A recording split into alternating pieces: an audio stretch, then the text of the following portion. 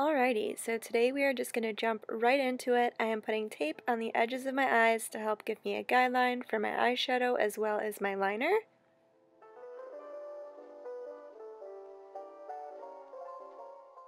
Next, we're going to go in with my favorite concealer at the moment, the Born This Way by Too Faced, and it's in the shade Natural Beige, I believe, and we're just going to use this little brush to buff it into the eyelid.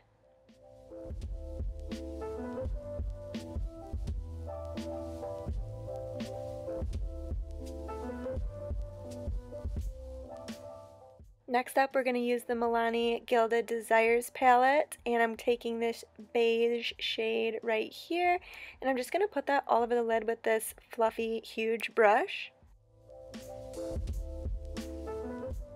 I found these shadows to be kind of powdery, but nonetheless they did do the job. This one was a lot more yellow toned than I typically go for, but it worked. This palette does have quite a bit of fallout though, so it's just something to consider, keep in mind. I'm going to go in with this Morphe E27 brush and this transition, it's a matte brown, and just put this in the crease halfway through, just really fluffing it in there.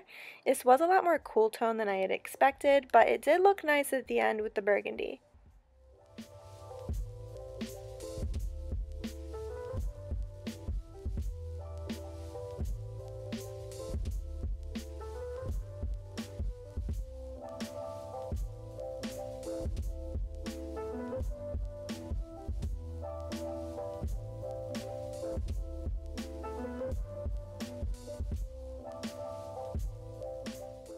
I really wanted to just give you guys an idea of how long it takes me to blend, so I'm leaving a little bit of the footage in, but this is not even half of it.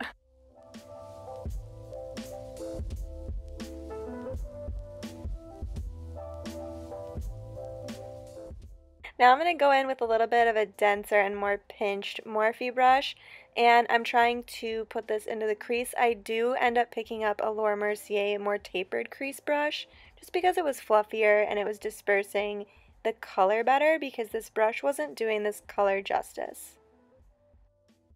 And you will see me going back in a lot and just blending over the edges of everything. I like everything to be as seamless as possible, so I'll take that fluffy brush and just go in multiple times. This right here is that Laura Mercier brush I was talking about. It's really tapered and fluffy, so it got into where I needed to be more, and it also just laid down the pigment so much better. You can see it was just a lot brighter. Most of the time, I feel like I get the same result with a Morphe or a Sigma brush, but these Laura Mercier eye brushes really blew me away. So if you guys are ever in the market for a luxury brush, definitely check theirs out. Going back in and making sure everything is really seamless. I tried not to take the burgundy higher than I took that first transition shade. Now I'm just going in and seeing if this copper is what I want to put on the lid, and it did go very well, I must say. So next I'm going to go into this copper with this No Name flat shader brush. It is a fluffier shader, and I just didn't like the way that this shadow was applying without some sort of setting spray, so I used my Morphe Prep and Set. It really has like that glycerin base that just makes the shadow adhere and look more metallic on the lid. And so I'm just packing it on, and I'm not going to call this a cut crease by any means. I'm really just taking that shadow halfway across the lid and up to the crease.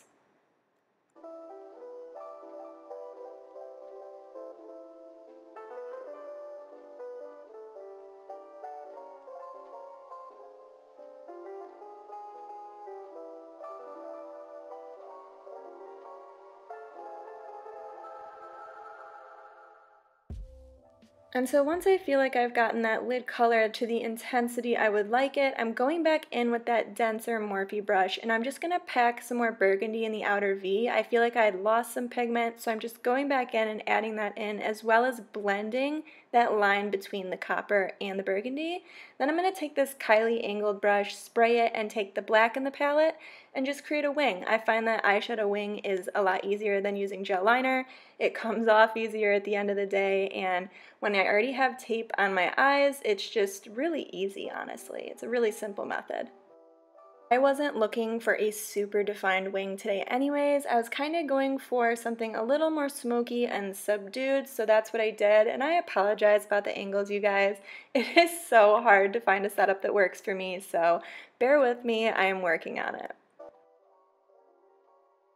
Next up, we are taking this Sigma crayon, I think it's in the shade Wicked, and we are just going to put this in the tight line.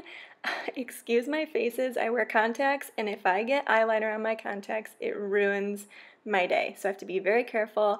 Then I'm just peeling that tape off, and I'm going to take some makeup remover and just clean up that fallout. So now we're going to start on the face, and for primer today I am using the Tatcha Silk Canvas Primer. I did try this out on my channel a while back and I didn't know about it because I had mixed it with a different primer and it rolled. So you just have to use it by itself, and now I'm obsessed with it. But I'm applying with a Q-tip because I lost a little applicator and I hate sticking my nails in there. Just a sanitary freak. But I'm just trying not to tug at the skin, so only swiping or patting motions, really patting it into the skin. Next, I'm going to be going in with my pick of foundation for today, which is Flower Beauty Light Illusions. I'm just going to be mixing two shades to get my self-tan shade, and I know it doesn't look like I'm self-tanned at all, but I was wearing a long sleeve and I never put self-tanner on my neck.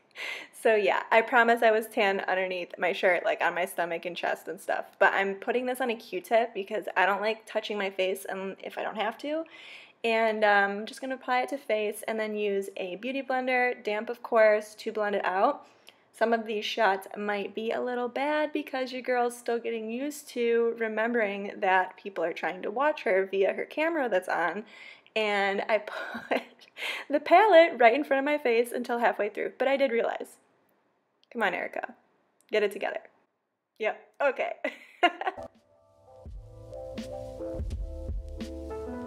This foundation I really enjoy. It doesn't break me out, saying look at that color difference, but it doesn't break me out. It is pretty shiny until you set it down, but it's also pretty medium to full coverage. Now I'm just going to take the Tarte Chisel palette with these two shades and bronze up my neck. I don't like using liquid foundations on my neck for some reason recently. It just feels kind of gross. So I'm just going to go in and powder it up. Then going back in with the Born This Way concealer under the eyes. This is the shade Natural Beige, Neutral Beige, I believe. And I'm just going to apply this to also the forehead, chin, and tip of the nose.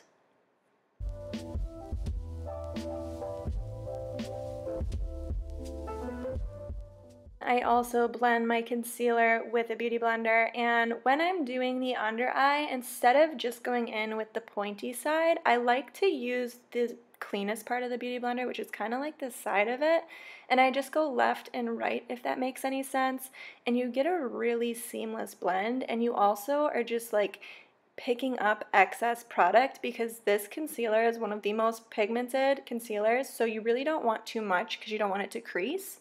But yeah, and then I'll go in with the tip in the hard to reach inner corner area.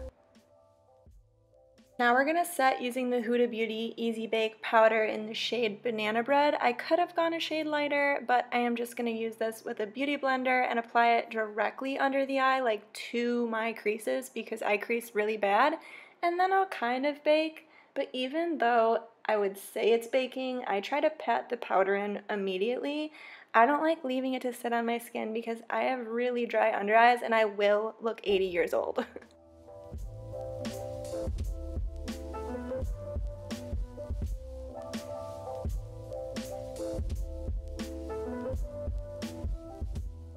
So I'm going in with that brush. It's this Eve Pearl brush that I used for bronzing my neck. I wiped it off, of course, and then I'm just taking all of that excess powder out of my under eye area.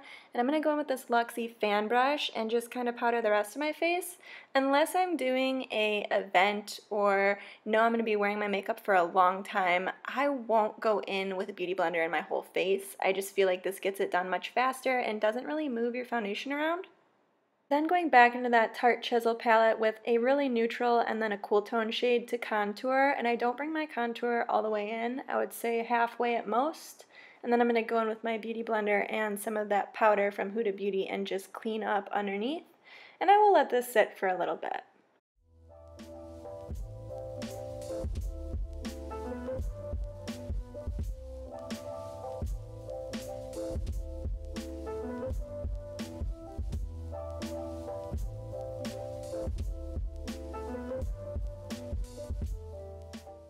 Then I'm just bronzing up the forehead, bronzing the chin, and I always tap the brush on my hand first just because you don't want a giant like splat of bronzer on your foundation that's really hard to blend out. And I am using more patting motions as well with this brush because it's dense, so it kind of distributes the product better than swiping around. I'm going to go in with this Morphe Trio in Pop of Coral, and I was using the lightest shade, I believe. And I also apply my blush mainly on the temple area, and then I will pop a little bit of it on the apple of the cheek, and then blend it out. Going back into the Gilded Desires palette, I am just going to apply their Champagne shade highlight to my cheek with this flat foundation brush. It's synthetic, and I really like synthetic brushes for highlight. I know everyone has their own preferences, but I just feel like it makes your glow pop that much more.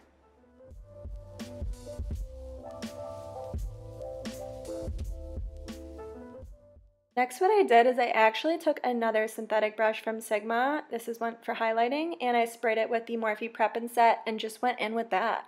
And it just intensifies the highlights so much more and also kind of like melts it into the skin. Next, I am just highlighting and contouring my nose and Cupid's bow a little bit. I didn't used to be into these steps, but I've been really into it recently. I just feel like it completes the look. Everyone has their own preferences though.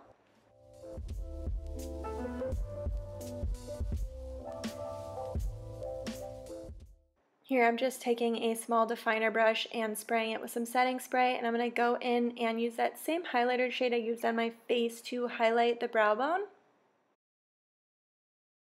I don't know why, but I always save this step for last. So I'm going into that matte brown, and I always go under my eye last and kind of define everything.